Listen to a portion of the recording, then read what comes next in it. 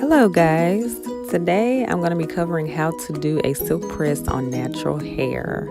So just follow these instructions that I have listed. Of course, use shampoo and detangle first, but I suggest that you use the clarifying shampoo first, then moisturizing shampoo, as I stated or listed in my previous slides. From that point on, just spray a little leave-in conditioner in the hair and then add a little serum. The serum will help break the hair up and make it a lot easier to detangle. Any slip and grip is always good for wet hair. So I use Straight Request products in my salon on a regular basis. That's the serum that I just showed you. And the leave-in conditioner was the first product that I held up for you to see. Both of them have a heat protectant built into them, so the hair is already protected. I don't need to use an additional heat protectant. I usually try to get like probably a quarter size in my hand before rubbing it in and then applying it to the whole head generously.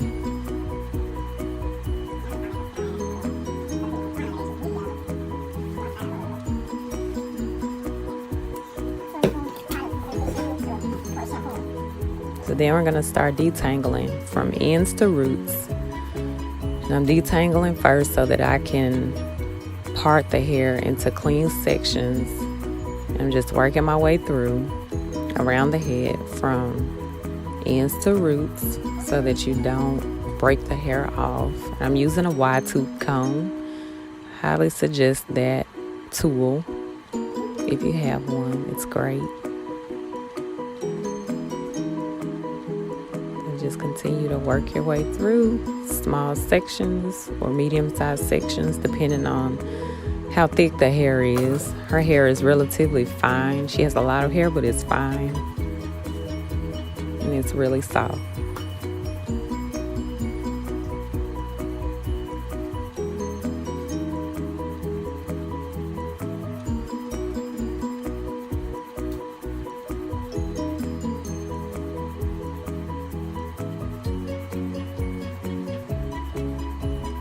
And just parting the hair off so that I can get a clean blow dry. I don't want hair to fall everywhere as I'm trying to blow dry it, so I just detangle it, section it off, and then clip it off.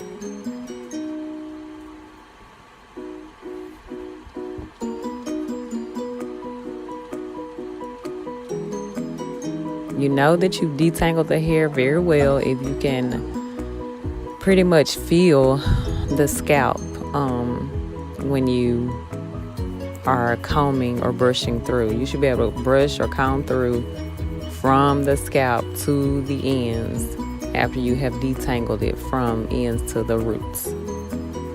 Hopefully that makes sense.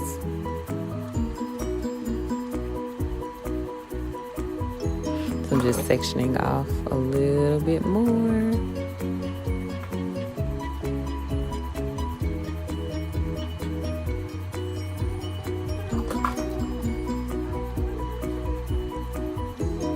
Alright, so now we're going to move on to our blow drying.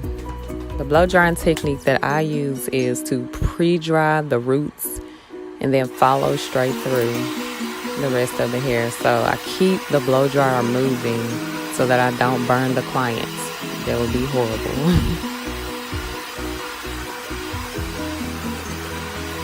So just stretch the hair, put tension on the hair as you blow dry it, because whatever state the hair is in as it's drying, that's pretty much what it's going to turn out to be. So if you don't get a good blow dry, you're going to have a hard time smoothing the hair out from roots to ends.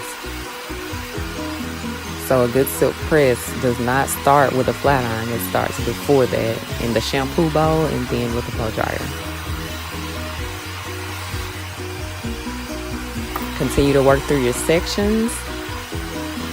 I know it may seem redundant, but it's very important just to section the hair off. And you actually can work faster and more efficient that way. believe it or not. It's better than tackling the entire fro at one time, especially if the hair is thick.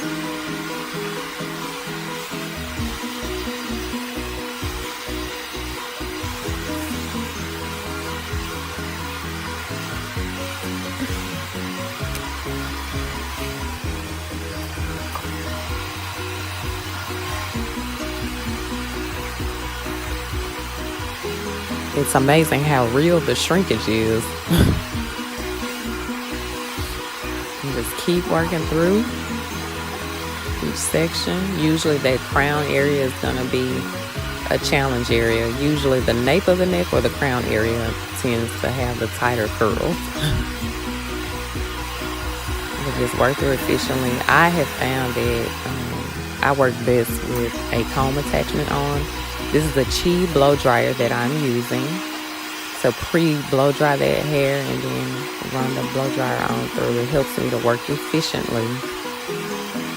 You can use a brush as well instead of the comb attachment, but that just takes a lot more work in my opinion. And the comb, it does the same thing, but I'm able to work faster. And I've only worked with the Chi blow dryer attachment, comb attachment that is. The other ones that I've tried have been really weak and they'll fall off or break. So that's the one that I prefer.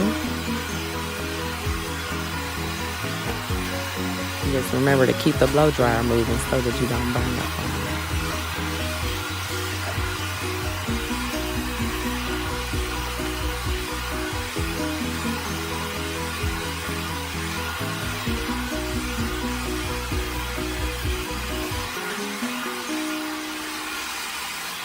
So I've reached pretty much the end of her blow dry.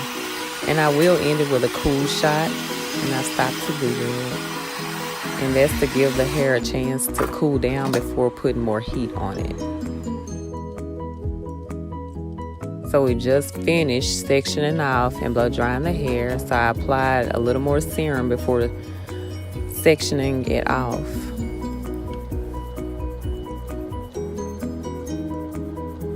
And usually before flat ironing the hair, I will part the hair into 4 quadrants. If you went to a Paul Mitchell cosmetology school, then you know all about the 4 quadrants.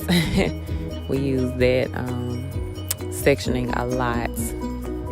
So I still use it today. And I sectioned it, I part behind her ear a little bit, just to keep it from being like a gap between her curls or her hairstyle as I'm styling it. And I can show you what I mean a little later.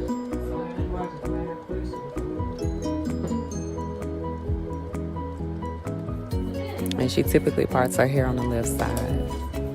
So that's how I am going to flat iron it.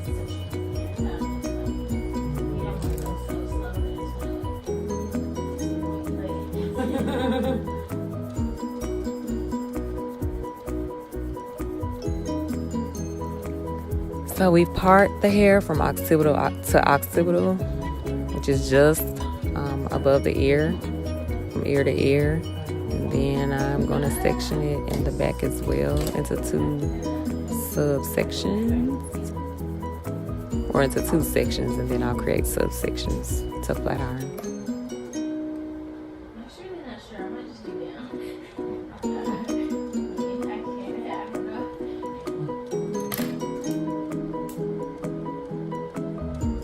So I wouldn't make my partings or my subsections any thicker than 1 inch. And that also could depend on the density or the thickness of the hair. If the hair is a little thicker, I will probably go for 1/2 inch sections. But if the hair is pretty fine, I'll probably do 1 inch. And that's to keep it from snagging in the flat iron. If you try to part really thin sections on really thin hair and then you flat iron it, sometimes you can snag their hair in it a little bit as you run it through the ends. And it tends to be a little harder to really apply tension to as well, to get it really smooth. So thicker sections on thin hair, thinner sections on thick hair.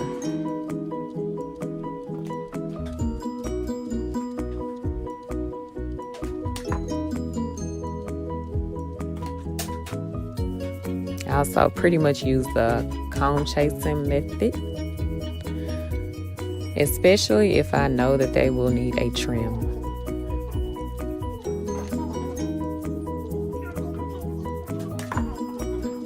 And remember to try your best to pass through that hair one time. I do not put my flat irons on 450 degrees. I won't go over 440, 430 if the hair is really fine.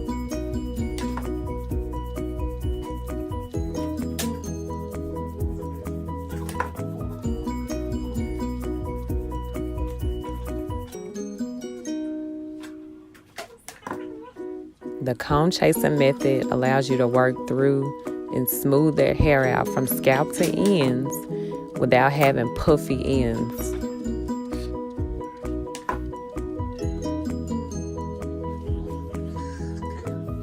The hair should be smooth from root all the way to end.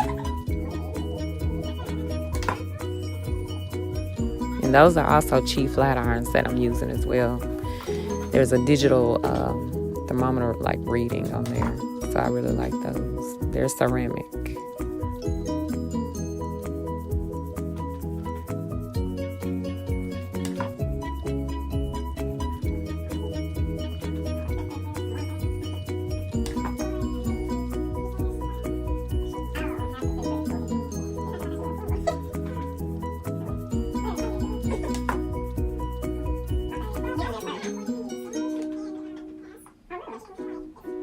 So continue to work through sections.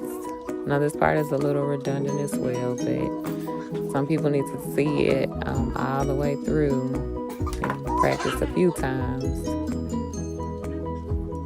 in order to get the full results. And it's okay if you hit that root maybe once or twice, but just make sure you only follow through one time with the flat iron. And it's okay to hit the roots twice versus once, because the roots is where the stronger hair is. The hair is always strongest at the roots.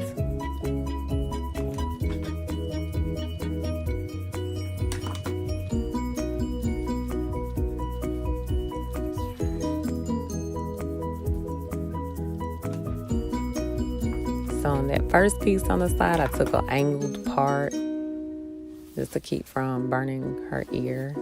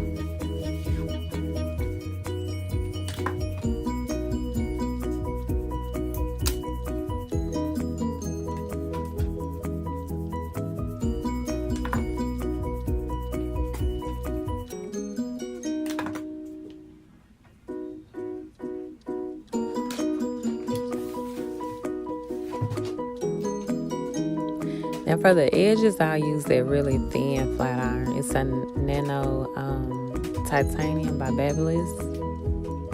It's easier to get the edges with that, I have found, just because it's thinner.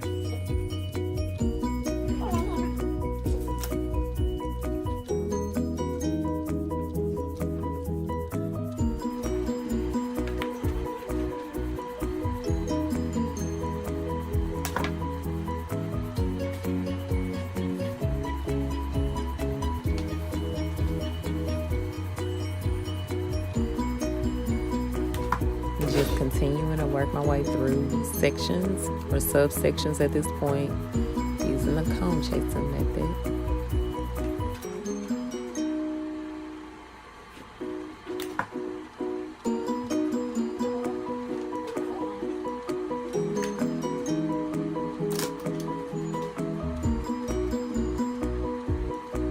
Just hitting the edges with my fabulous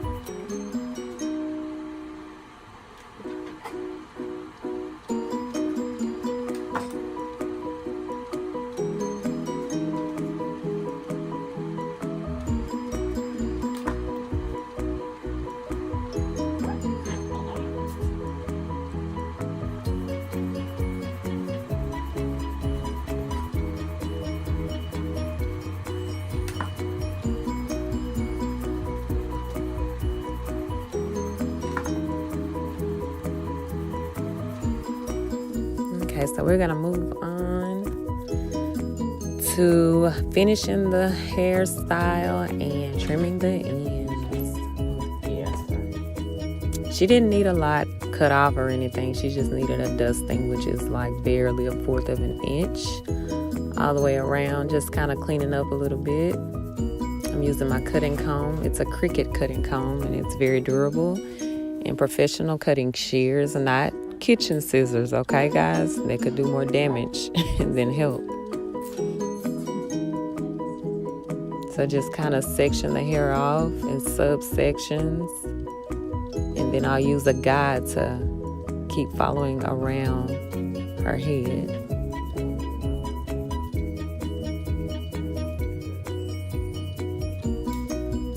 Like I said, we're not doing anything drastic, just kind of cleaning her up a little bit.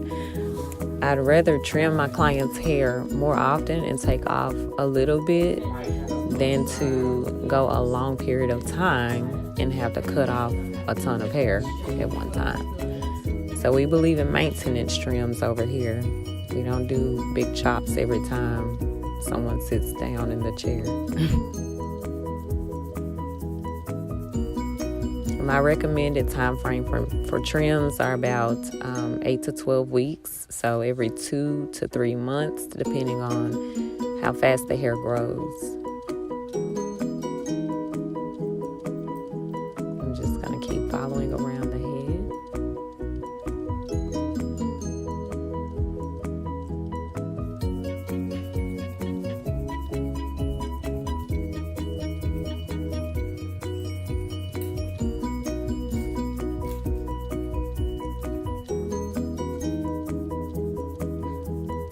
Make sure you use good tension when doing a trim, otherwise it may not be as accurate.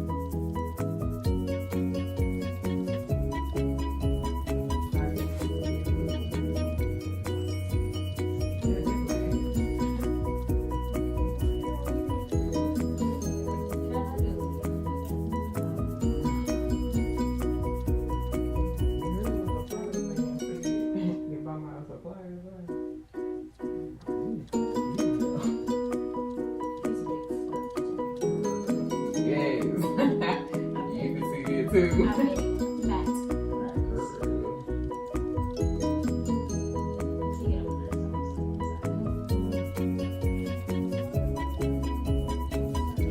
I always trim the interior first because usually that's the part that needs it the most. The perimeter is usually not that bad, honestly. And the hair grows in layers, so you would need to trim it in layers. You don't have to cut new layers in every time, but just trim it according to the way the hair grows. So now I'm just going back in and I'm going to start curling the hair But I always turn my flat irons down when I go back in to curl it. So I'll put it on like maybe 410, 400, 420, something like that, just depending on how thick or coarse the hair is. But if I start off flat ironing the hair at 440 or 430, I don't want to keep it there to go back through.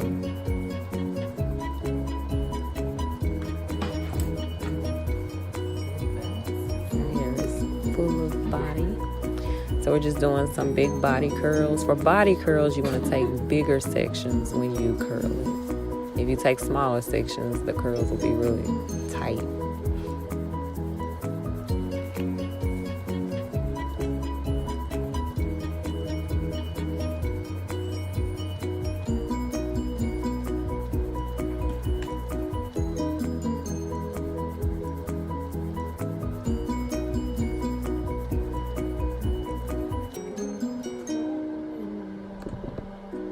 Trying to give you a better view of how I'm curling the hair with a flat iron. A lot of people ask about that, but it's in the wrist. You may have heard people say, oh, it's a flick of the wrist and that's how you curling it, and it really is.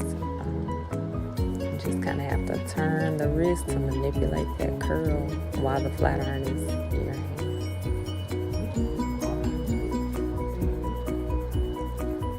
As you can see, these sections are much bigger as I'm curling, much bigger than the ones that I used to initially flat iron her hair.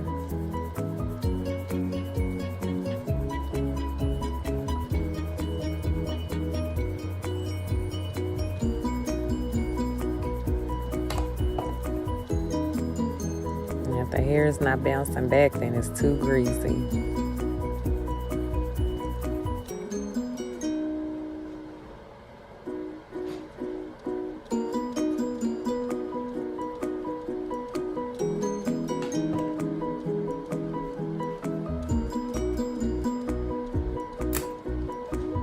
Again, I'm operating out of 4 sections, 4 quadrants to go back and curl her hair.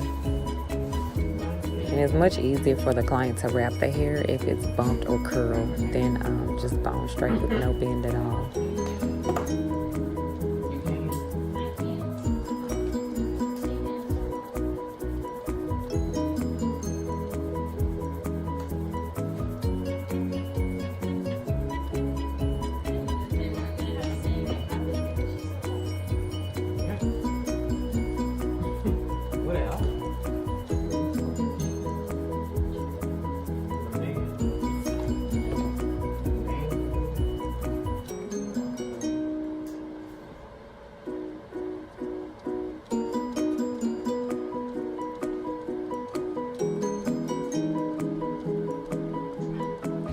Continue to work through.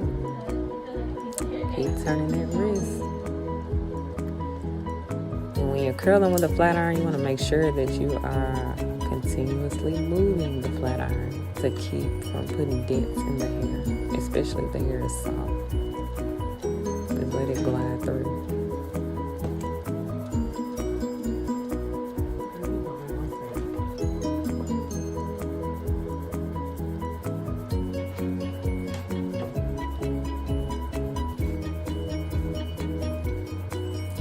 Alright, here's the final section. This section means the most because this is the heavy bang area. So, we know nowadays the bang is everything. So I'm taking diagonal parts and I'm working my way through.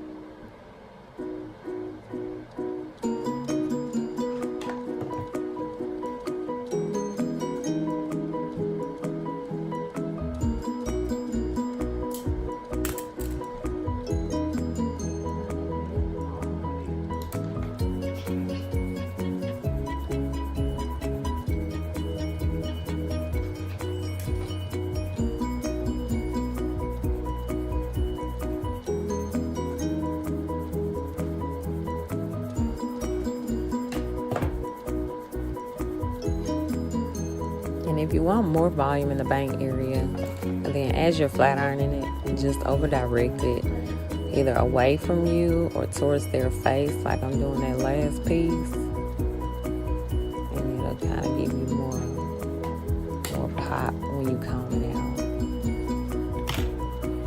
So now I'm about to apply a little bit of edge control on those little edges.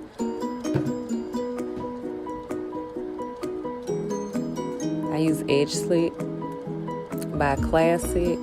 There's a young lady that I buy this from locally. It's the best that I've used. I can leave a link below for you guys. In my opinion, it's better than Design Essentials. It's better than Cream of Nature. It's the best I've used. And it is $15, but it's worth it. My clients even come back and purchase it. And you don't need to apply it every day. You can apply it every few days.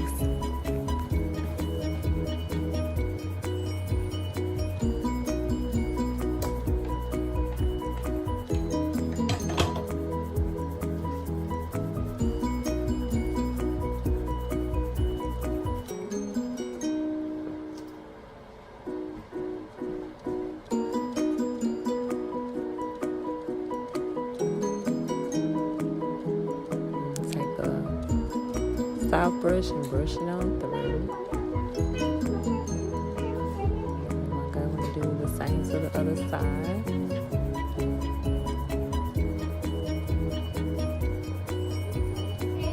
And it doesn't take a lot, just a little bit. But try to apply it as evenly as you can across the edges.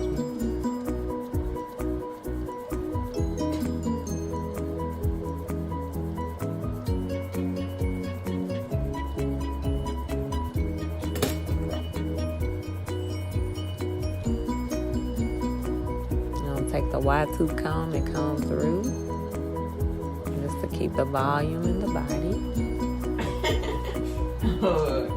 And I'll let the curls kind of fall into place as they will.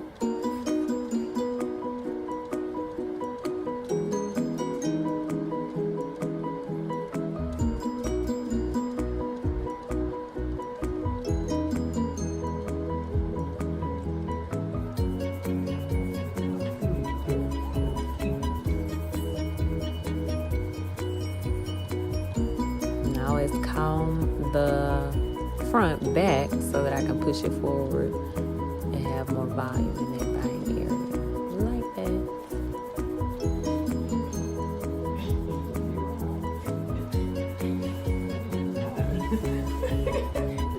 She knows she's cute.